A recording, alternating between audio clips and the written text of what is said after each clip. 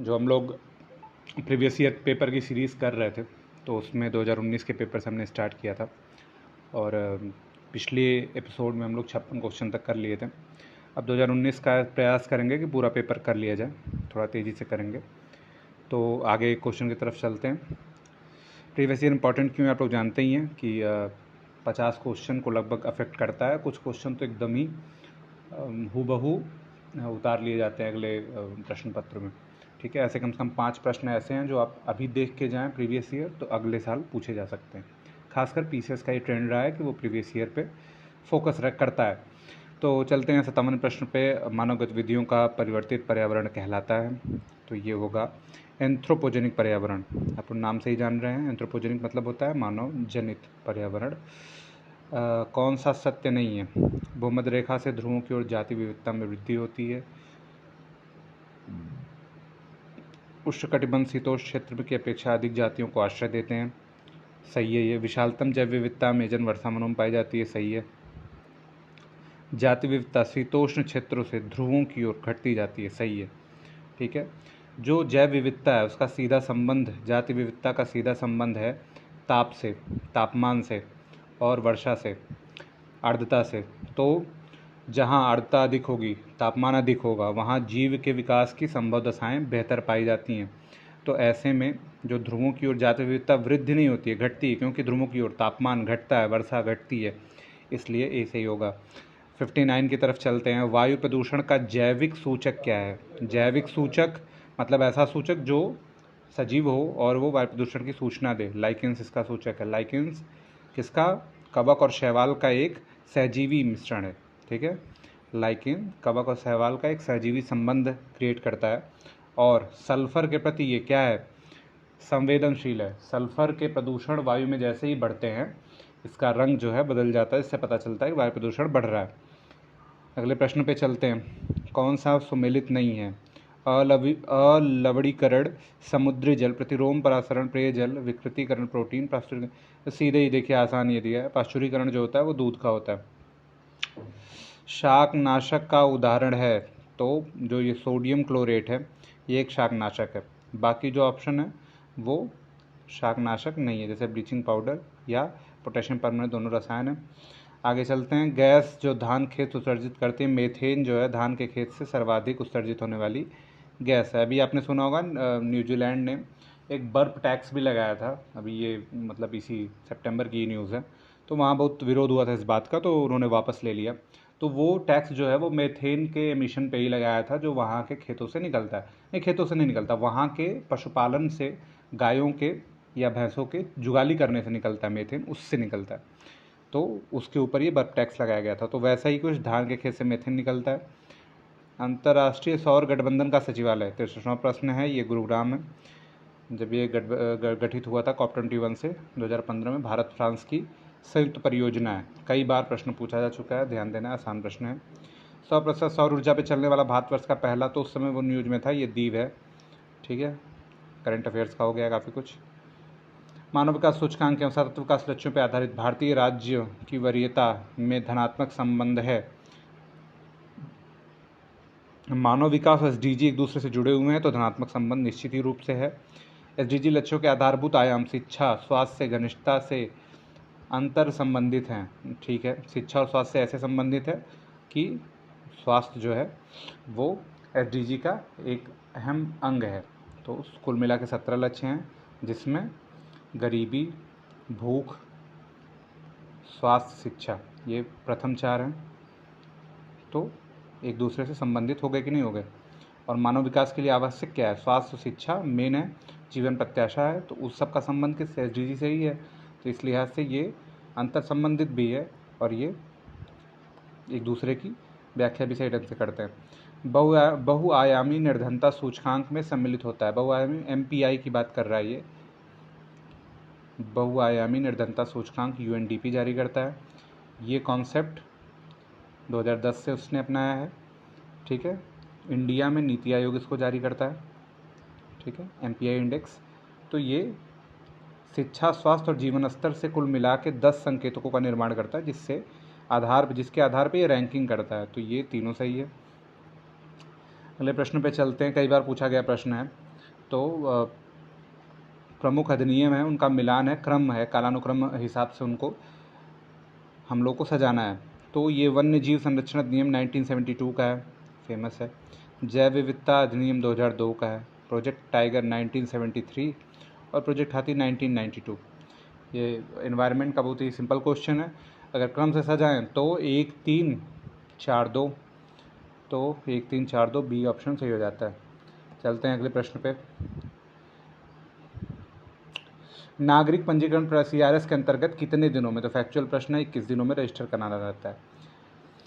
NFHS 5 सम्मिलित नहीं करता है। क्या नहीं सम्मिलित करता है? ये HIV का परीक्षण नहीं कर सकता है, ये केवल नॉर्मल डाटा संग्रहित करता है, लोगों के स्वास्थ्य से संबंधित नॉर्मल डाटा ही संरक्षित करता है। फोकस इसका रहता है बाल मृत्यु दर और शिशु मृत्यु दर, जो अभी स्तनपान कराने वाली महिलाएं उनमें पोषण का स्तर क्या है, जो गर्भवती महिलाएं उनमें पोषण का स्तर क्या है, ये वगैरह वगैरह इस आधार पर व्याख्याएं करता है। ये कुजनेट्स वक्र है जो उल्टे वी आकार का होता है। ये कहता है कि ये ऐसे ही वक्र रहता है। कहता है जैसे जैसे हम लोग विकास बढ़ाते हैं वैसे वैसे पर्यावरण प्रदूषण अचानक से तेज़ी से बढ़ता है, लेकिन आगे विकास के क्रम में ये घटता भी तेज़ी से, ठीक है। तो ये अधिकतम स्तर को छू के फिर वापस आ जाता है। तो जब तक आप विकासशील हैं, विकासशील से जो विकसित की यात्रा है, ये उस समय बढ़ता है पर्यावरण प्रदूषण, फिर जो है घटता है। तो ये पर्यावरणीय क्षति तथा प्रति व्यक्ति GDP मतलब देश के विकास से के मध्य संबंध दिखाता है, उल्टा वी आकार का है, ठीक है। सतत विकास मानव समाज के कल्याण हेतु महत्वपूर्ण है। बिल्कुल सही बात है। सतत विकास से ऐसे विकास से जो भावी पीढ़ी की जरूरतें पूरी करने की योग्यता को प्रभावित किए बिना वर्तमान समय की आवश्यकता पूरी करे। मतलब वर्तमान समय की आवश्यकता मतलब हवा पानी ऐसे खर्च हो कि आगे वाली पीढ़ी के लिए भी बचा रहे। तो ये सही व्याख्या है। DBT की Guinness book of world record द्वारा विश्व की सबसे बड़ी प्रत्यक्ष लाभ योजना, ये पहल उस समय थी। ये खाद्य सुरक्षा अधिनियम के जो सैलिएंट फीचर्स हैं उनसे ही प्रश्न सीधा उठा लिया है, ठीक है। उनकी महत्वपूर्ण जो आप कह लें विशेषताएं हैं उससे प्रश्न है। ये 75% ग्रामीण और 50% शहरी जनसंख्या को आच्छादित करता है, बिल्कुल सही है।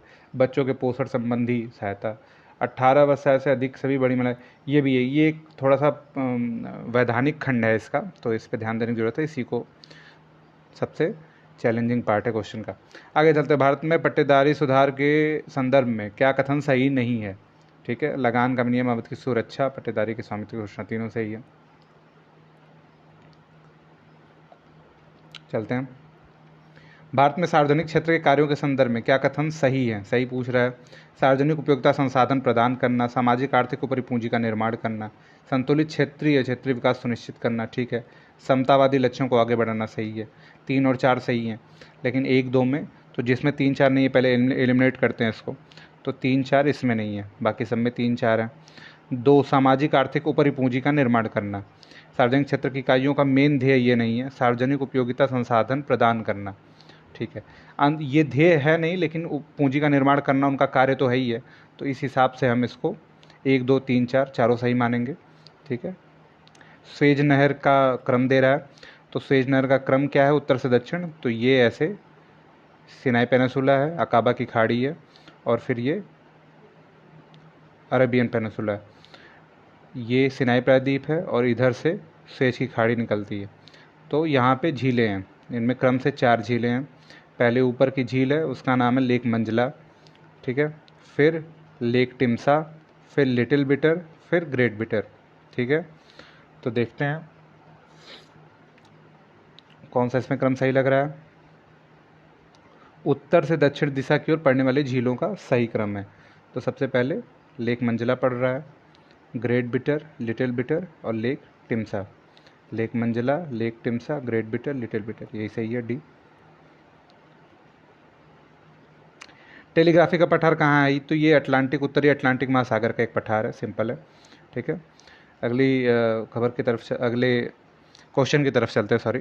तो ये उष्णकटिबंधीय चक्रवात है, तो ये बार बार पूछता है, ये क्वेश्चन रिपीटेड है, कई बार है, आगे भी पूछ सकता है। विली विली जो है ऑस्ट्रेलिया का है, बगुइयो जो है वो फिलीपींस का है, हरिकेन्स USA में आता है और टैफू जापान का है। इसलिए ऐसे देखें तो 2 3 1 4, 2 3 1 4 हमारा डी विकल्प सही हो गया। 79 पे चलते हैं।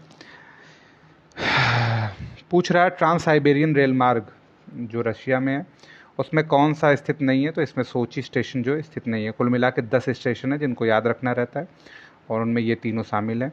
ये कहाँ से, सेंट पीटरबर्ग से व्लादिवोस्टॉक तक जाते हैं, ठीक है। इसके बीच में 8 और स्टेशन है जिसमें ये तीनों शामिल हैं, ठीक है। आगे चलते हैं। ये स्थानीय पवने हैं, उनका मिलान दिया हुआ है। संताना कैलिफोर्निया में सही है, हबूब सूडान में सही है, यामो जापान। मिस्ट्रल ऑस्ट्रेलिया में चलने वाली नहीं है, ये राइन वैली में चलती है। राइन वैली जो है जर्मनी और फ्रांस के बीच में, ठीक है। तो फ्रांस या जर्मनी ऑप्शन में रहता तो देखते। डी सुमेलित नहीं है। आगे चलते हैं। तो ये 81वें प्रश्न पे, ये कोयला क्षेत्र है तथा इनकी अवस्थिति है नदी घाटियों के पास। तो नीचे से अगर मिलाएं तो सिंगरेनी जो है गोदावरी घाटी है, सिंगरौली सोन नदी, तालचेर जो है और कर्णपुरा। मिलाते हैं पहले। तालचेर जो है वो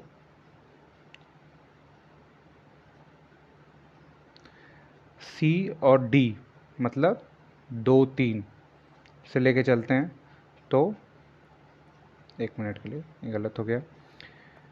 सी डी 2-3 मिलाते हैं। ए का तालचेर जो है वो, तालचेर जो है वो गलत लिखा हुआ है, तालचेर है, तालचेर नहीं है।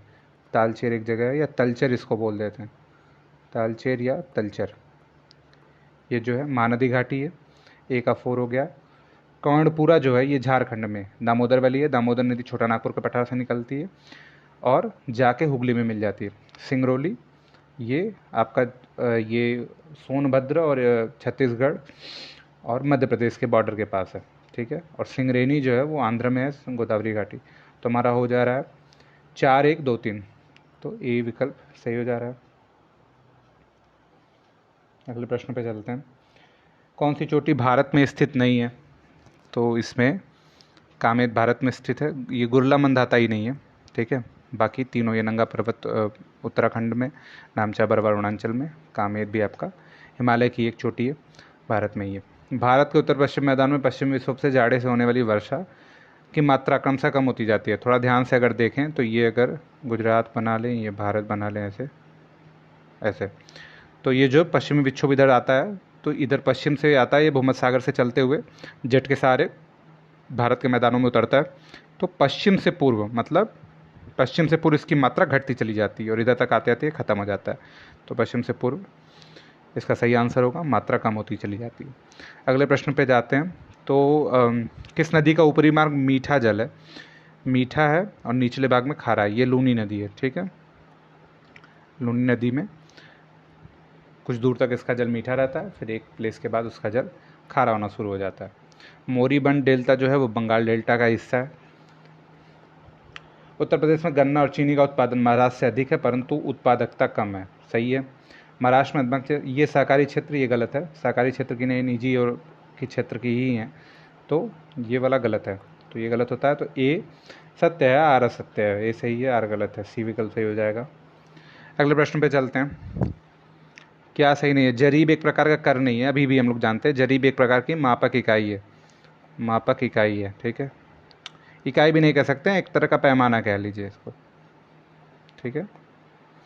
ये एक सीकड़ जैसी चीज़ होती है जरीब, जिससे ज़मीन को नापा जाता है, ठीक है। चलते हैं। ये मध्यकालीन कुछ कवि हैं, उनकी कुछ रचनाएं हैं। तो सबसे पहले अमीर खुसरो ही हैं, इनको मिला देते हैं। सोमनाथ राग विभूत की रचना किए थे। मुल्ला दाऊद की चंदायन है। दामोदर कवि की पद्मावती कथा है। तो इस हिसाब से 1-3-4-2 हमारा विकल्प सही हो जाता है। 1-3-4-2 विकल्प बी सही हो गया। अकबर से पूर्व तानसेन कहाँ थे, तो ये भाटा के राजा रामचंद्र सिंह के दरबार में थे। अपने एक दूत को भेज के अकबर ने इनको बुलवा लिया था। राजधानियाँ मिलानी है, तो ये सारे दक्षिण भारत के राजवंश हैं, इनकी राजधानियाँ दी हुई हैं, ठीक है। सबसे आसान जो है वो अगर मिलाना चाहें ऊपर से, तो पल्लवों की राजधानी कांची, पांड्य की मदुरा, यादव की देवगिरी और काकतीय की वारंगल, ठीक है। तो 2-3-4-1 इसका सही उत्तर हो जाना चाहिए। 2-3-4-1 विकल्प बी हमारा सही उत्तर हो गया। आगे प्रश्न चलते हैं। ये सारे क्वेश्चन जो है ना वो रिपीट करते हैं, तो ये आप ध्यान से देखेंगे, ये क्वेश्चन रिपीट कर लेगा, किसी और रूप में आएगा लेकिन आ सकता है, ठीक है। तो कम से कम 60 से 70 प्रश्नों को ये प्रभावित करते हैं, कुछ प्रश्न डायरेक्ट आ जाते हैं। तो जितना ज़्यादा फ़ायदा प्रीवियस ईयर करने का उतना और किसी चीज़ का नहीं होता। चलते हैं अगले प्रश्न पे 91 पे। तो ये क्रम दिया हुआ है। तो अटाला मस्जिद ये इब्राहिम शाह शर्की के समय की है, तो ये 14वीं सदी की है। ठीक है। शेर शाह सूरी का मकबरा, हुमायूं का मकबरा, राबिया। तो सबसे लास्ट में ये औरंगजेब ने बनवाया था अपनी पत्नी के लिए, तो ये कुछ 18वीं सदी का है, 1700 कुछ का होगा। तो अगर इस हिसाब से चले हम तो सबसे पहले अटाला मस्जिद हमारा होना चाहिए। ठीक है। फिर शेर शाह सूरी का मकबरा होना चाहिए, फिर हुमायूं का मकबरा, फिर ये। तो 4 2 3 1 इसका विकल्प होना चाहिए बी। ठीक है। आप लोग जानते हैं हुमायूं बाद में मरा, शेर शाह सूरी पहले मर गया, तो उसका मकबरा पहले बना हुआ है। अगले प्रश्न में चलते हैं। मनसबदारी व्यवस्था राज्य के कुलीन वर्ग से संबंधित है। अकबर ने प्रारंभ किया था इसको 1575 में मनसबदारी व्यवस्था। इसका पद पैतृक नहीं था, ये एक गलत चीज़ है। पैतृक पद नहीं था क्योंकि ये प्रशासन से संबंधित व्यवस्था थी। पैतृक पद कर देंगे तो फिर तो वो व्यवस्था ही ध्वस्त हो जाएगी। तो ये पद जो है ये आपकी प्रतिष्ठा को, मनसबदार जो हैं वो अपनी सैन्य क्षमता और प्रशासन क्षमता से कोई बनता था, तो ये पद पैतृक हो ही नहीं सकता। आगे चलते हैं। ये 1 और 2 दोनों नहीं, केवल एक सही उत्तर है इसका। कुछ संधियाँ दी हुई हैं, आधुनिक भारत की कुछ संधियाँ हैं। ठीक है। और ये सभी इंपॉर्टेंट युद्धों से हैं। जैसे बक्सर के युद्ध के बाद इलाहाबाद की संधि हुई थी, 2 संधियाँ हुई थी 12 और 16 अगस्त 1765 को, तो ये 4 हो गया। मंगलौर की संधि, सालबाई की संधि, मद्रास की संधि। तो मंगलौर की संधि जो मैसूर स्टेट और अंग्रेज़ों के बीच हुई है। ठीक है। तो ये आपका 1784 में हुई है। सालबाई की संधि मराठों और अंग्रेज़ों के बीच में प्रथम आंग्ल मराठा युद्ध में हुई है। तब मद्रास की संधि भी मैसूर अंग्रेज के बीच में हुई है, लेकिन 1769 में हुई है। ठीक है। तो इस हिसाब से मिलान करें हम लोग तो 4 2 नहीं 4 हाँ 2 4 2 1 3 इसका उत्तर हो जाना चाहिए। तो सी विकल्प सही है। ये थोड़ा सा घना हो गया तो इसलिए कंफर्म नहीं हो रहा है। फिर से ये 4 घटनाएं आधुनिक भारत की हैं, इनका क्रम हम लोग को सजाना है, काल के अनुसार इसको क्रम में लगाना है। तो पूना पैक्ट हुआ है 1932 में आपका। ठीक। गांधी इरविन समझौता हुआ है 1931 में। क्रिप्स मिशन आया 1942 में। सविनय अवज्ञा हुआ है 1930 में। तो ये क्रम तो सविनय अवज्ञा से चल रहा है। सविनय अवज्ञा का ये क्रिप्स हुआ, फिर वो गोलमेज सम्मेलन में गए जहाँ का परिणाम पूना पैक्ट हुआ, और लास्ट में ये है। तो 4 2 1 3 इसका हो जाना चाहिए। 4 2 1 3 विकल्प सी सही उत्तर है। असैनिक प्रशासन 1905 के संदर्भ में कौन से कथन सही हैं? लॉर्ड कर्जन ने प्रांतीय सीमाओं का पुनर्गठित करने का निर्णय लिया, सही है। कारण कुछ और था। ये पुनर्गठित करने का निर्णय तो उसने प्रशासन के लिहाज से बताया था, लेकिन असली में तो ये राष्ट्रवाद को तोड़ना चाह रहा था। हिंदू मुस्लिम एक दूसरे से फूट डालो राज करो की नीति का एकदम प्रायोगिक उदाहरण है ये बंगाल विभाजन। कहा जाता है ये पहली नींव भी है कि और उसमें एक मुस्लिम बहुल प्रांत बनाने का जो उनका था, बाद में वो फिर विभाजन के बीज भी वहीं पड़े, वहीं से मुस्लिम लीग का जन्म होता है, फिर वो पूर्वी पाकिस्तान बना, बांग्लादेश बना, समस्याएं चल रही तब से। पूर्वी बंगाल तथा असम नया प्रांत बन गया, तो ये दोनों ही कथन सही हैं। उस समय पूर्वी बंगाल जो है ये मुस्लिम मेजॉरिटी स्टेट बन गया और असम एक स्टेट बन गया। 96 पे चलते हैं। मुस्लिम लीग, देखिए अगला प्रश्न भी वही आ गया। मुस्लिम लीग और भारतीय राष्ट्रीय कांग्रेस के बीच में राजनीतिक गतिरोध दूर करने के लिए CR फार्मूला किसने बनाया था? ये 10 जुलाई 1944 को ये फार्मूला लॉन्च हुआ था। विभाजन बचाने के अंतिम प्रयासों के बीच में कांग्रेस के जो नेता थे वो तरह तरह के प्रयास कर रहे थे। एक ये था, एक था भूला भाई देसाई। भूला भाई कांग्रेस के नेता थे, और देसाई के मध्य समझौता। ठीक है। ये समझौता भी 1945 में एक बार प्रयास हुआ था, ये 44 का है।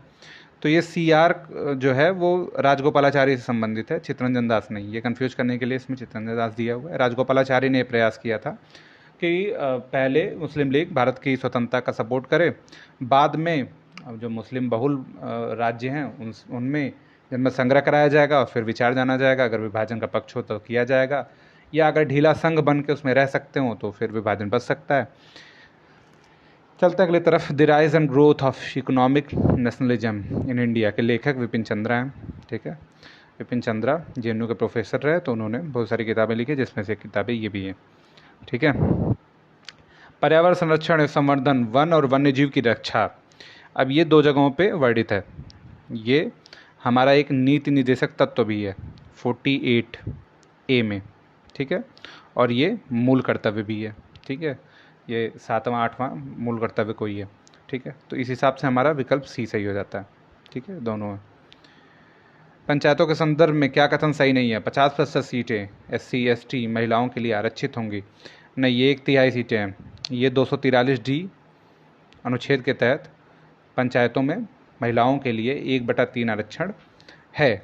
ठीक है, ग्राम सभा एक निकाय है जिसमें गांव के रहने वाले सभी लोग नहीं होते हैं, सभी लोग नहीं होते हैं। इसमें गांव में रहने वाले मतदाता, मतदाता का मतलब एबव 18 ईयर्स, मतलब 18 वर्ष से ऊपर के मत देने वाले लोगों का निकाय जो होता है वो ग्राम सभा कहलाता है। ठीक है, सभी लोगों का नहीं। मध्यवर्ती स्तर एक पंचायत होगा, ये ठीक बात है, जिसका नाम विधान मंडल अपने हिसाब से रख सकता है। जैसे हमारे यहाँ इसको क्षेत्र पंचायत कहते हैं, ब्लॉक कहते हैं, और यही पश्चिम बंगाल में इसको तालुका कहते हैं। तो कौन सा सही उत्तर है? तो विकल्प डी, केवल 3 सही उत्तर है। ठीक है, मजदूर किसान शक्ति संगठन नामक सामाजिक आंदोलन का संबंध किससे है? तो ये संबंध जो है RTI अधिनियम से है। ये राजस्थान का एक संगठन है जिसने जो है RTI मतलब इंफॉर्मेशन के लिए वहाँ घोटाला हुआ था। इन्हीं संगठन के नाम से ही एक वहाँ पे वो चल रहे थे, प्रोग्राम चल रहा था जिसमें घोटाले के लिए उन्होंने प्रयास किया। बाद में उन्होंने ये मांग बदलते बदलते RTI में, राइट टू इन्फॉर्मेशन में बदल गई। ये 2005 में पास हुआ था। ठीक है, चलते हैं अगले प्रश्न की तरफ, देखते हैं आज कंप्लीट हो पाता है कि नहीं। राष्ट्रीय सामाजिक सहायता कार्यक्रम में गरीबी रेखा से नीचे निम्न कार्यक्रम सम्मिलित नहीं है। तो कौन कौन से कार्यक्रम इसमें सम्मिलित नहीं है? अन्नपूर्णा राष्ट्रीय परिवार लाभ कार्यक्रम, महिला किसान शक्ति सशक्तिकरण परियोजना, तो ये पुरानी एक योजना है राष्ट्रीय सामाजिक सहायता कार्यक्रम। तो राष्ट्रीय परिवार लाभ कार्यक्रम, अन्नपूर्णा, महिला किसान सशक्तिकरण योजना, इसमें से कौन सा संबंधित नहीं है? तो इसमें ए लग रहा है नहीं संबंधित है, हालांकि इसमें कन्फ्यूजन है, इसको बाद में देखेंगे। अगले जब हम 2020 वाला करेंगे तो इसको एक बार देख लेंगे। किसने कहा था भारत एक अर्धसंघ है? ठीक है, ये काफ़ी फेमस रिपीटेड क्वेश्चन है। केसी वियर का कथन है कि भारत एक अर्धसंघ है, जबकि आइवर जेनिंग्स ने कहा था कि भारत का संघवाद एक सहकारी संघवाद है। ठीक है, सहकारी संघवाद है। इन दोनों का कथन भारतीय संघात्मक व्यवस्था में इंपॉर्टेंट है। ये घटनाओं को क्रम से सजाना है। तो महाराजा हरि सिंह ने विलय पत्र पर हस्ताक्षर कब किए थे? तो 26 अक्टूबर 1947 में किए थे। 1947 26 अक्टूबर। ठीक है, भारत का संविधान लागू हुआ 1950, 26 जनवरी 1940 को। 1950 याद रख सकते हैं। जम्मू कश्मीर में संविधान सभा का विलय अनुमोदन किया, फिर संविधान लागू हुआ, तो ये 1954 और ये 1957 या 56, 1956-57 में हुआ था, लास्ट में यही हुआ था। तो क्रम देखें तो एक क्रम ही से है, 1 2 3 4, विकल्प सी सही उत्तर होना चाहिए। केंद्रीय कानूनों की संवैधानिक वैधता के संबंध में सर्वोच्च न्यायालय की अनन्य अधिकारता है। नहीं, ये अनुच्छेद समाप्त कर गया है, अब अनन्य अधिकारता नहीं है। ये सर्वोच्च न्यायालय भारतीय संविधान का संरक्षक है, तो ये गलत है, आर सही है। भारत में पंचायती राज दिवस उसी दिन मनाया जाता है जिस दिन पंचायती व्यवस्था लागू हुई थी, 24 अप्रैल को। पहले से संविधान संशोधन के अनुच्छेद के माध्यम से श्रमिकों के प्रबंधन की भागीदारी, ध्यान दीजिए, श्रमिकों के प्रबंधन की भागीदारी अनुच्छेद 43A में है। ठीक है, कई सारे अनुच्छेद जोड़े गए थे, जो 39 है, 43 है और 39E और 48A जोड़ा गया था। 48 से ऊपर देखें पर्यावरण वाला था, और एक 39A जोड़ा गया था इसी 42वें संविधान संशोधन से, निःशुल्क विधिक सहायता, निःशुल्क विधिक सहायता वाला ये अनुच्छेद 39A है। ठीक है, आंसर हमारा 43 है, जिसमें श्रमिकों के प्रबंधन की भागीदारी का वर्णन है। ठीक है, संविधान की प्रस्तावना का विधिक स्वरूप क्या है? ये लागू नहीं किया जा सकता, सीधी बात है। भारतीय संविधान के अनुच्छेद 162 में क्या है? ये राज्य की कार्यपालिका शक्ति का विस्तार है। ठीक है, इसमें कहा गया कि राज्य की कार्यपालिका शक्ति वहीं तक है जहाँ तक राज्य सूची में उसका वर्णन है। राज्य सूची कहाँ है अब? तो जो देश के संविधान की 7वीं अनुसूची है उसमें एक सूची राज्य सूची है, जिसमें कुछ विषय दिए हुए हैं, उनके ऊपर राज्य की कार्यपालिका शक्ति का विस्तार है। किस मंदिर विदर्भ के खजुराहो के रूप में भी जाना जाता है? ये मार्कंडेश्वर मंदिर है। आगे चलते हैं, कुछ करंट के प्रश्न हैं जिनको हम लोग को स्किप कर देना है, क्योंकि अगले साल करंट हम लोग को नया मिलता है। ठीक है, चलते हैं कुछ अपने प्रश्नों की तरफ जो हम लोग के काम के हैं। ठीक है,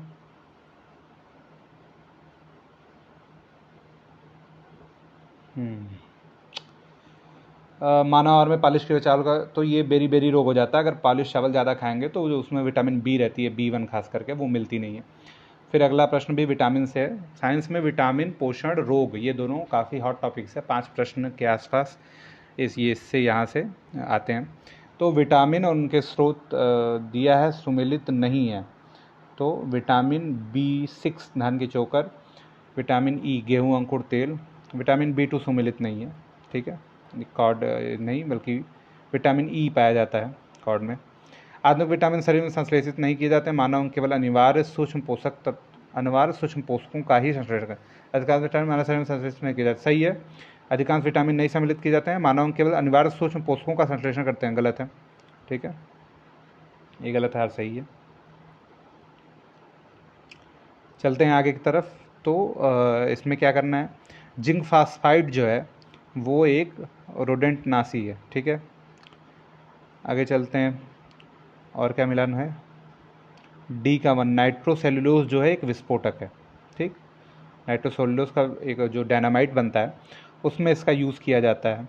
जो B है वो टेक्सॉल एक कैंसर रोधी दवा है, और A का केवलार एक संश्लेषित रेशा है। तो इस हिसाब से 2 3 1 4 नहीं 2 3 4 1 हमारा विकल्प B सही हो जाता है, ठीक है। जो प्रश्न रिपीट होते हैं उनको करने का ही ज़्यादा फायदा है। पूछ रहा है कपूर और नेफ्थलीन शुष्क की परिघटना को कहते हैं, डायरेक्ट उड़ जाता है, इसको ऊर्ध्ववातन कहते हैं।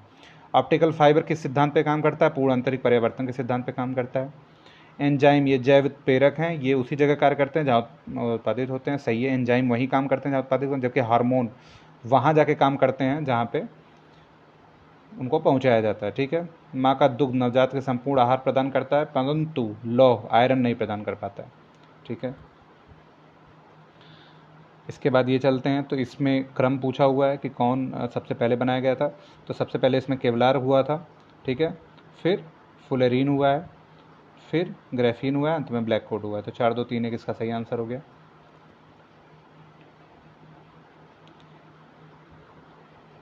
ये सूचना संबंध उपकरण है, बिब्लियोमेट्री। ये रैंडम क्वेश्चन है, इनको आपको ध्यान भी नहीं देना। ये ऐसे क्वेश्चन है जो हर साल नए आ जाते हैं, तो इनको कोई चक्रव्यूह बना के इसको फंसा नहीं सकते, ठीक है। इनको स्किप कर देना। अगर आ रहा है तो ये लक है आपका, ये बिल्कुल भी एबिलिटी से संबंधित नहीं है, लक है कि आपने कभी उसको पढ़ लिया।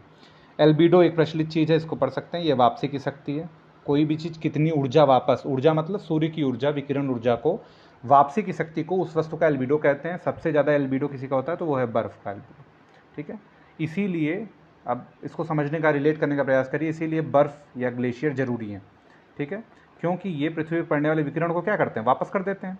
ज़्यादातर विकिरण आती है और वापस हो जाती है, तो ये जितना ज़्यादा फैले रहेंगे पृथ्वी का ताप उतना ही कम रहेगा, तापमान नहीं बढ़ेगा, ठीक है। तो ये वैश्विक उष्णन से जुड़ता है, सीधी चीज़ें, ठीक है। चलते हैं अगले प्रश्न पे। तो इसमें क्योटो प्रोटोकॉल जल संरक्षण से नहीं बल्कि पृथ्वी के ताप से जुड़ा हुआ है। पर्यावरण का ये भी प्रश्न है। बाकी मॉन्ट्रियल 1987 में आया था, फेमस है, बहुत बार पूछा है, ठीक है। ये कार्टेजना, ये बायोसेफ्टी के लिए 2002-3 में आया है, ये भी सही है। बस क्योटो प्रोटोकॉल नहीं सही है, ठीक है। 1992 का क्योटो प्रोटोकॉल जो है वो पृथ्वी के उष्णन से संबंधित है। उष्णकटिबंधीय देशों में तितलियों की प्रजाति सर्वाधिक संख्या में पाई जाती है, बिल्कुल सही है। तितलियां कम तापमान नहीं सह पाती हैं, सही है। कम तापमान में इनका पोषण नहीं हो पाता, जन्म ही नहीं हो पाता, पोषण कैसे होगा। तो ए सही है, आर गलत है, तो विकल्प सी सही हो जाता है। पारस्किक तंत्र में एक पोषी स्तर से दूसरे पोषी स्तर में स्थानांतरण में ऊर्जा की मात्रा घटेगी। कैसे घटेगी, अब देखिए, ये ऊर्जा की जैव पिरामिड है, तो ये घटती ऐसे है कि ये जो पौधे हैं, ये जितनी ऊर्जा सूर्य से प्राप्त करते हैं उसका बायोमास में कन्वर्जन रेट 10% का होता है। बाकी ऊर्जा उपापचय में खर्च होती है ना, जितना आप खाते हैं कैलोरी, उतना कैलोरी स्टोर थोड़ी हो जाती है बॉडी में। 90% आप लूज़ कर देते हैं। कैसे लूज़ करते हैं, कुछ तो आप पचा ही नहीं पाते हैं, वो बाहर ऐसे ही हो जाता है। जो पचता है कुछ, उसका ऊर्जा खत्म होती है। जैसे आप जितना खाते हैं 30% ऊर्जा तो मस्तिष्क ही ले लेता है, बाकी फिजिकल वर्क करते हैं उसमें ऊर्जा लॉस होता है। तो जो बायोमास कन्वर्जन है वही तो अगले पोषक स्तर में जाएगा, जो आपके शरीर में रुकेगा वही कोई खा के ना अगला जाएगा। जैसे गेहूँ का पौधा अपने अंदर जितना संचित करेगा वही तो आप खाएंगे। और फिर मान लीजिए किसी हिरन का शिकार कोई शेयर करता है, तो हिरन के अंदर जो बायोमास है, जो जैव भार उसका है, वही तो शेर खाएगा। जो उसने पचाने और ऊर्जा में खर्च कर दिया वो कहाँ उसको मिलेगा, तो हमेशा घटेगी। ठीक है, आगे चलते हैं। कौन सा कौन सा नीला हरा शैवाल जो है ये नाइट्रोजन निर्धारण में मदद करता है। ठीक है, आगे चलते हैं। स्मॉग में क्या क्या होता है, तो ये नाइट्रोजन और सल्फर के ऑक्साइड इसमें अनिवार्य रूप से उपस्थित रहते हैं। धुआं, स्मॉग, आप लोग इसका सुनते होंगे जब आती है ठंडियाँ, तो दिल्ली के आसपास एनसीआर में स्मॉग का मुद्दा उठ जाता है। वैश्विक 500 पुरस्कार जो है ये पर्यावरण से संबंधित है। ठीक है, विकल्प 20 का सही उत्तर है। श्याम वीवर या ब्लैक होल जो है ये सिमट गया एक तारा है। तारा में जब विस्फोट होता है तो उसकी कई सारी अवस्थाएं होती हैं। ठीक है, सुपरनोवा बनता है, फिर वो ड्वार्फ स्टार बनता है, वाइट स्टार बनता है, अंतिम में ब्लैक होल में कन्वर्ट हो जाता है। लेकिन इसके लिए एक मिनिमम मास चाहिए जिसको हम लोग कहते हैं चंद्रशेखर सीमा। कोई भी तारा वो ब्लैक होल बनेगा कि नहीं बनेगा, ये इस पर डिपेंड करता है कि वो चंद्रशेखर सीमा से ऊपर है कि नीचे है। अब इसी पे इनको नोबेल मिल गया। ठीक है, के चंद्रशेखर भारत के थे। भारत में सबसे अधिक जैव विविधता संपन्न क्षेत्र है। रिपीटेड क्वेश्चन है, बार बार पूछा जाता है, ध्यान रखिए। पश्चिमी घाट सबसे ज़्यादा जैव विविधता संपन्न है। कहाँ है पश्चिमी घाट? भारत में पश्चिमी घाट, ये भारत का मैप है। अगर ये गुजरात है तो पश्चिमी घाट यहाँ पे है। ठीक है, केरल में है पश्चिमी घाट। निम्नलिखित में से कौन सा भारत के सतत विकास लक्ष्यों के कार्यान्वयन में एक नोडल संस्था है? वेल नोन फैक्ट है, नीति आयोग है ये। आगे चलते हैं। मिलान के लिए दे दिया है कि कौन सी कमेटी कब गठित हुई थी। ठीक है, तो देखते हैं सबसे पहले कौन सी गठित। सबसे पहले कार्वे गठित हुई है, फिर आबिद हुसैन हुई है, फिर ये हुई है नायक समिति, और अंतिम में कोहली समिति। विकल्प सी सही उत्तर हो गया हमारा। समितियां रटने वाली चीज़ है, या आप अगर वो विस्तार से पढ़ते हैं तो आपके दिमाग में बैठ भी सकती है, लेकिन हर समिति नहीं हो सकती है, तो आप इसको ध्यान रखें। 15-20 इंपॉर्टेंट समितियाँ हैं जो हर चीज़ों से जुड़ी हुई हैं। ठीक है, इसमें राष्ट्रीय ग्रामीण स्वास्थ्य मिशन जो है डी का 3 हो गया। ठीक, और समन्वित बाल विकास योजनाएं ये जो है बी का 1 हो गया। बी का 1 हो गया। ए का अंधत्व का 2 हो गया, और कुष्ठ निवारण जो है उसका सी का 4 हो जाना चाहिए। ठीक है, तो इस लिहाज से हमारा हो गया 2-1-4-3, तो 2-1-4 विकल्प सी सही हो गया। हाल के वर्षों में भारत में महिलाओं के लिए श्रम की भागीदारी दर में तेजी से गिरावट आई है। पारिवारिक आय में सुधार एवं शिक्षा की वृद्धि से श्रम में भागीदारी, नहीं, ऐसा नहीं है। पारिवारिक आय में अगर सुधार होगा और शिक्षा में वृद्धि होगी तो महिलाओं की भागीदारी में वृद्धि होगी, तो ये गलत हो गया। आर ए सही है, तो ए सही है, आर गलत है, तो विकल्प सी सही उत्तर है। निर्धनता अनुपात घट रहा है क्योंकि 1559 की जनसंख्या अधिक हो रही है। भारत सबसे युवा देश है, ध्यान रखने वाली बात है। इतना भी केवल याद हो कि भारत विश्व का सबसे युवा देश है, तो आपको पता चलेगा युवा लोग किस वर्ग में आते हैं, तो आप ये एंटिसिपेट करके आंसर दे सकते हैं। ठीक है, सभी के लिए पानी SDG 6 है, याद रखना है। 17 गोल याद रख लेना है। 2 क्वेश्चन इससे बना है, 2 क्वेश्चन बना है, आगे भी 1-2 क्वेश्चन बन सकता है। ठीक है, समृद्धि की सीमा की अवधारणा का प्रतिपादन किसने किया? तो ये क्लब ऑफ रोम ने किया है। ये सारा इन्वायरमेंट से जुड़ा हुआ प्रश्न है। जब सतत विकास पढ़ेंगे आप तो एक लंबा प्रोसेस है उसके विकास होने का, सतत विकास के विकसित होने का, उस कॉन्सेप्ट के बनने का, उसमें ही ये सारी चीज़ें। 2 क्वेश्चन वहाँ से भी आ गया है। वर्ष के अधिकांश हिस्से में बेरोजगार रहने वाले व्यक्तियों की स्थिति को सामान्य स्थिति बेरोजगारी कहा जाता है। ठीक है, अलग अलग बेरोजगारी है। जैसे अब सिंपल फैक्ट है, ये मौसमी बेरोजगारी जो है ये कहाँ पाई जाती है? ये कृषि में पाई जाती है। ये भी बहुत बार पूछा है, ध्यान रखने वाली चीज़ है। ठीक है, CSR एक इम्पॉर्टेंट चीज़ है। ठीक है, CSR जो है वो बड़ी कंपनियां जो हैं अपने कुल खर्च का 2% सामाजिक दायित्व को पूरा करने के लिए लगाती हैं और सामाजिक उद्देश्यों के पूर्ति के लिए खर्च करती हैं। ठीक है, तो ये 2014 कंपनी एक्ट आया ही नहीं था, कंपनी एक्ट 2013 का है, तो ये पहला गलत हो गया। इसके अंतर्गत आने वाली वार्षिक शुद्ध लाभ का 1% नहीं भाई, 2%, तो ये दोनों ही गलत हो गया। तो हमारा न तो 1 न तो 2, विकल्प डी सही हो गया। 149 पे चलते हैं। जीवन की भौतिक गुणवत्ता सूचकांक। अब ये रैंडम फैक्चुअल क्वेश्चन जो है ये अर्थव्यवस्था का मॉरिस डुमोरिस ने ये भौतिक गुणवत्ता सूचकांक हर बार 2 क्वेश्चन, एक क्वेश्चन ये फैक्ट से पूछता है। भारत का वैश्विक भूख सूचकांक में इस समय तो बहुत बुरी स्थिति है, उस समय कम थी या 104 या क्या थी, करंट का क्वेश्चन है तो हम लोग को करना नहीं है। तो इस तरह से 2019 का प्रीवियस ईयर खत्म हुआ। अब अगले वीडियो में 2020 का प्रीवियस ईयर करेंगे, फिर 21, 22, 23। तो इन 5 सालों का भी अगर आप देख ले रहे हैं तो आपको एक आइडिया लगता है। पहली बात, क्वेश्चन के एरियाज़ का पता चलता है प्रीवियस ईयर से। दूसरे, कुछ क्वेश्चन डायरेक्ट रिपीट होते हैं तो उसका तो फ़ायदा सीधे सीधे मिलेगा। तो बहुत बहुत धन्यवाद आप लोगों का।